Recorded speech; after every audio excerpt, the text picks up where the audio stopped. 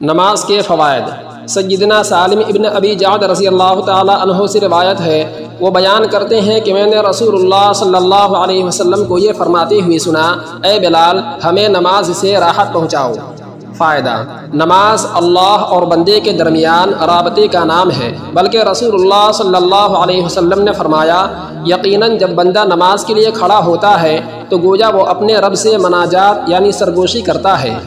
آج کی فرصت میں ہم ذکر کریں گے کہ نماز کی ادائیگی سے آدمی کو روحانی اور جسمانی طور پر کیا فوائد حاصل ہوتے ہیں۔ نماز انسان کو راحت، سکون و اطمینان بخشی ہے۔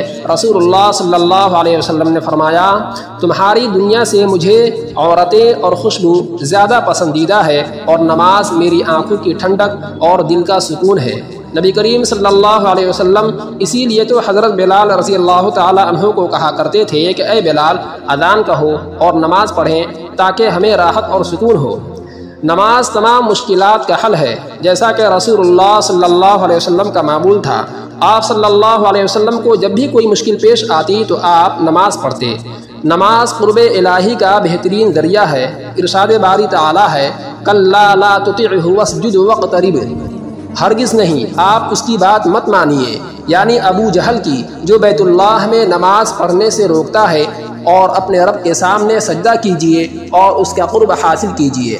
سیدنا حضرت ابو ہریرہ رضی اللہ تعالی عنہ سے روایت ہے کہ رسول اللہ صلی اللہ علیہ وسلم نے فرمایا، اقرب ما یکون العبد من ربہ وہو ساجد فاکثر الدعاء، بندہ حالت سجدہ میں اپنے رب کے سب سے زیادہ قریب ہوتا ہے، لہذا سجدے میں کثرت سے دعا کیا کرو۔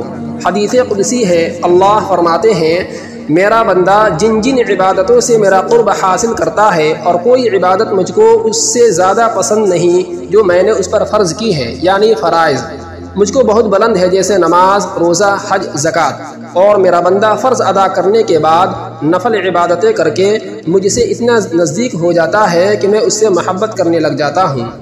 نماز آدمی کو گناہوں سے پاک کر دیتی ہے۔ سیدنا حضرت ابو ذر رضی اللہ تعالی عنہ سے روایت ہے کہ نبی کریم صلی اللہ علیہ وسلم موسم سرما میں ایک دن باہر نکلے، جبکہ درختوں کے پتے گر رہے تھے، پس آپ صلی اللہ علیہ وسلم نے ایک درخت کی 2 ٹہنیاں پکڑی تو پتے گرنے لگے۔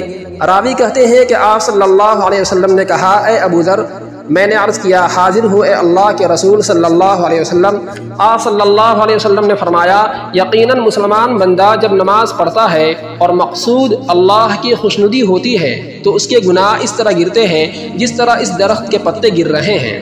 سیدنا حضرت عثمان ابن عفان رضی اللہ تعالی عنہ سے روایت ہے کہ رسول اللہ صلی اللہ علیہ وسلم نے فرمایا، جو بندہ میری طرح ایسا وضو کرے پھر 2 رکعت نماز پڑھے جس میں وہ اپنے نفس سے کوئی بات نہ کرے تو اس کے گزشتہ گناہ معاف کر دیے جاتے ہیں۔